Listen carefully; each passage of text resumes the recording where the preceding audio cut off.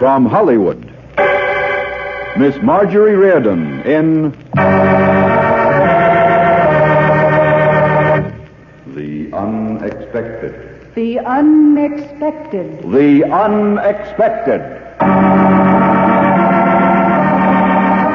Life is filled with the unexpected, romantic, tragic, and mysterious endings to our most ordinary actions. Dreams come true, or dreams are shattered by sudden twists of fate in The Unexpected. But first, a word from your announcer.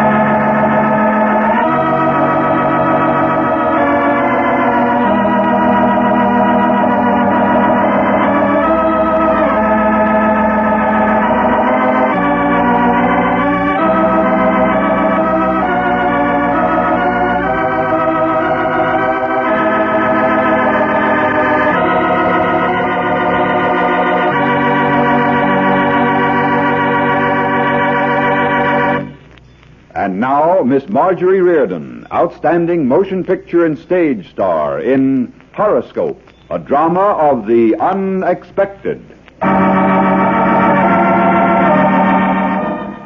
I didn't mean to kill him. Not really. But I knew it was going to happen. The horoscope had told me. Yes, everything started with that fantastic horoscope. Life is written in the stars, madame, and there are no secrets if one is willing to read. Can you really tell the future, Mr. Iran? I'm only interested in that. I want to know what is going to happen.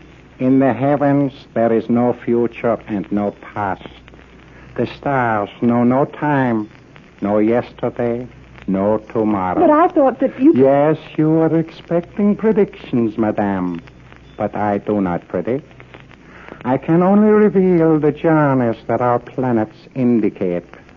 Part of these journeys has already passed. Part is ahead, and you must differentiate. Oh, I'm afraid I don't understand. It is quite simple. I will interpret several facts.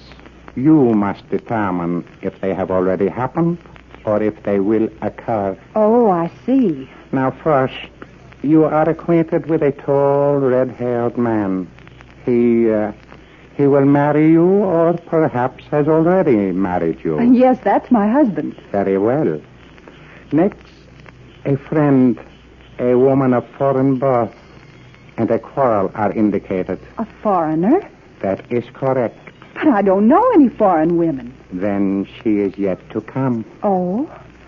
And someone of great importance to your life vanishes. Of great importance vanishes. Oh, I know. Roger's going to Duluth next Tuesday. Yes, that must be it. No, it is not your husband. A woman, small, dark, someone very close to you. There never have been any important women in my life. Certainly none who disappeared suddenly. This woman will. Are you sure that it isn't a man? The stars are always sure. Very well. Is that all? Yes. Except for one thing. Well? There is death in your horoscope. Death? Someone dies, and you are responsible. Oh, I'm afraid The stars reveal that you are going to kill a man. I didn't believe a word of it. How could that little oily man in the dirty white turban sit there grinning, telling me that I was going to commit a murder? Oh, it was utterly ridiculous. Impossible. Mr. Iran, that's not true. You're trying to frighten me. I don't know why, but you are. That can't be in my horoscope. It just can't. can't be. The reading is completed, madame. But you can't The mean that... stars do not lie, madame. Good afternoon. I was trembling as I walked through the dingy velvet curtains and out into the clean air of the street. But then, in the business of shopping, permanent waving, and matineeing, the horoscope slipped out of my mind. I didn't think about Mr. Arand again, or the little airless, incense-filled room, or the future he had foretold until nearly a week later. It was my bridge afternoon. Martha Perkins and I had been partners as usual, and the game had gone quite well. But as we got up to change tables, Martha turned to me, her eyes hard and glinting. Are you deliberately trying to lose the game, Edith? What are you talking about? If you don't know, it's time you found out. Bridge is usually played according to rules, and a two-bit is considered forcing. But I certainly gave a response. Oh, really, Edith? I think that your playing is getting very tiresome. An incorrect bid is worse than no bid at all. Well, I assure you I'll be glad to get another partner. That doesn't bother me a bit. As a matter of fact, I won't be able to play for a few weeks anyway. I'm going to Canada for the summer. How nice. Yes, isn't it? My mother and father live there. I'm going for a visit. Oh? I didn't know your parents were Canadian. I don't know what difference that makes. And if it's of any interest to you, I'm not an American citizen myself. Now, will you try to concentrate on the cards just a little bit, Edith? If it's not asking too much.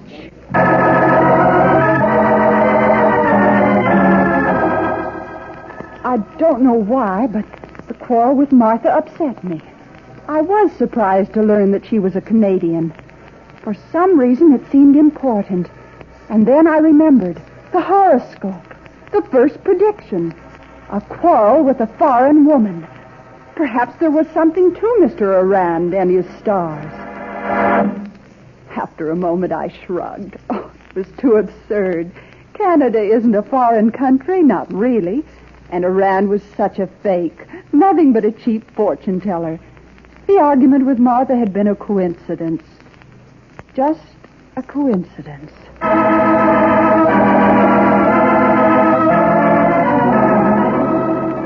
When I got home that night, Roger was waiting for me, sitting in the big chair in the living room. He was holding something in his hand and looked up sharply as I came into the room. Hello, dear. You late? Roger, whatever are you doing with a gun? Cleaning it. The man at the store said one should always clean a new revolver before using it. But what's it for? You? For me? Well, I thought since I'm going away for a few days, you might need it. There have been so many robberies in this district lately, and I don't like the idea of your being alone here at night. Roger, I won't be alone. I'm afraid you will, dear. You see, Sarah left this evening. Left? Yeah, she just walked out. Said something about her mother needing her, and that was all the explanation I got. That doesn't seem possible. Servants are all alike nowadays. But Sarah was like a part of the family. She's been with us always, for years. Well, what can you do about it? She's gone. Oh, it's so strange. Not a bit like her to leave without warning us. I don't know what I'll do without Sarah. I really don't know. Someone very close to you, of great importance in your life, vanishes. Oh, no, it isn't possible. It's another coincidence. What's the matter with you, Edith? What are you mumbling about? Why, nothing at all, Roger. I was just a little stunned by Sarah's leaving. Well, don't worry. You'll be all right. Now, here. I want to show you how to use this gun, just in case. No, Roger, I won't touch it. I won't. There's no reason to be afraid. If a person understands firearms, he's all right. People who don't know how to use them are the ones who always get hurt. Don't you understand, Roger? I won't touch that gun. Oh, now, don't be so childish, Edith. It can't bite you. I don't want to kill anyone, Roger. Don't make me kill anyone. Please don't make me kill anyone. What are you talking about? Oh, I can't explain it, but I have a sort of premonition. A feeling that I might shoot somebody and kill them. What utter nonsense, Edith. Oh, yes, I know it is, but that's the way I feel. I can't help it. Oh, very well. In any case, I'll just put the revolver on the table next to your bed. You won't have to touch it unless you need to. But I don't want to. And I don't want to hear any more about it. For heaven's sake, Edith, you're acting like a child. Well, forget that I ever mentioned the gun and stop being so silly.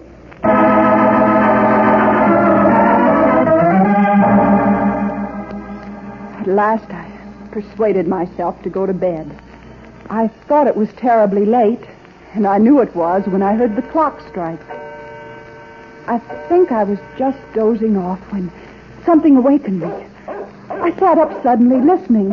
Oh, it was just a dog. I relaxed again. Oh, no. Someone was on the front porch. I was sure of it. A prowler or a thief or... I went over to the window and peered into the darkness.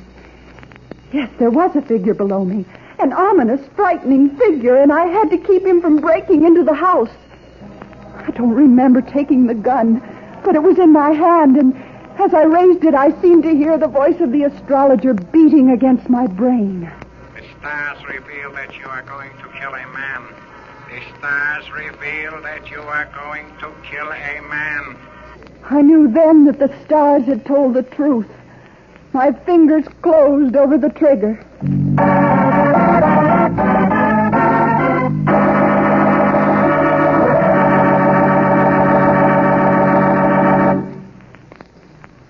You think the story is over, don't you? But wait. Fate takes a hand. Wait for the unexpected.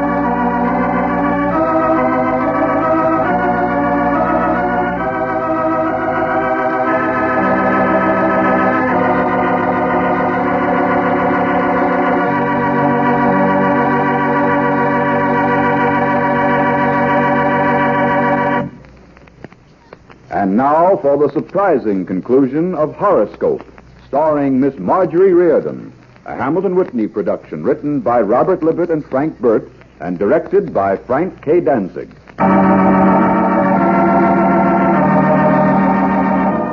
The gun dropped from my nerveless fingers. And then, as the little acrid gray puffs of smoke circled upward, I rushed down the steps and out onto the porch. A man was crumpled on the floor. A man wearing a white turban that was slowly staining red. His breath came in short gulps and rattled with a dying sound. As a cloud drifted away from the moon, I saw the face of the person I had shot. It wasn't a thief. It was Mr. Riordan. Madame, I am so glad I have time to see you. I had to tell you... Don't try to talk. I'll get a doctor. No, please. It is too late. I knew you would be worried and frightened, madame. So I came to tell you not to be concerned. The stars do not say that you will kill anyone. I made a terrible mistake. I am so sorry. I read you the wrong horoscope.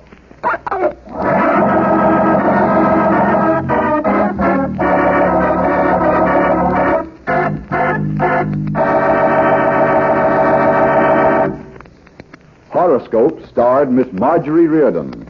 Listen soon for another of your favorite motion picture stars in a drama of The Unexpected.